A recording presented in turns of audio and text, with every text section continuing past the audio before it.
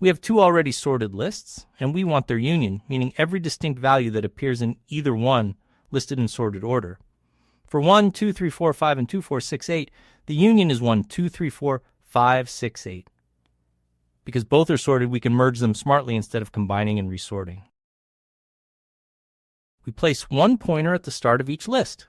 We repeatedly look at the two values under the pointers and take the smaller one, advancing that pointer. To keep only distinct values, we add a value only if it is different from the last one we appended. When one list runs out, we drain whatever remains in the other, still skipping duplicates. Since both inputs are sorted, this single walk produces a sorted, duplicate-free union.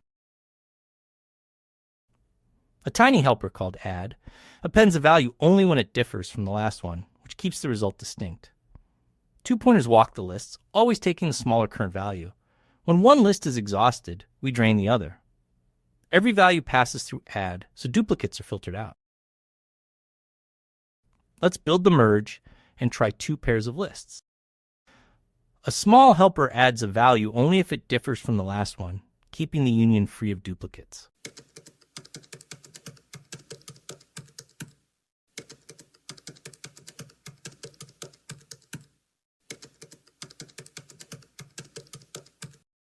Two pointers march together, and at each step we take the smaller current value.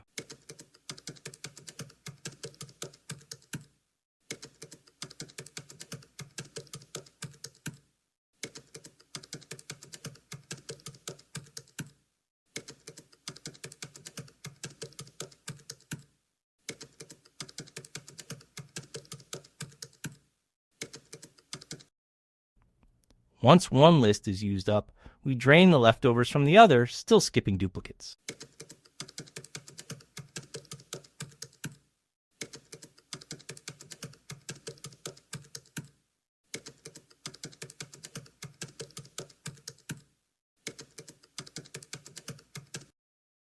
Now let's test it and hit run.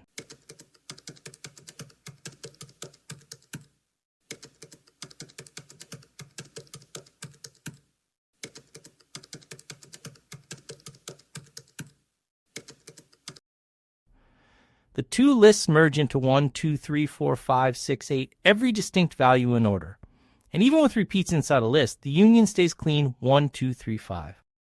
While both lists still have items, we add the smaller current value and advance its pointer.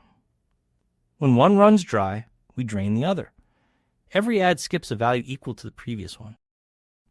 Each pointer crosses its list once, so the time is order n plus meters for the two lengths.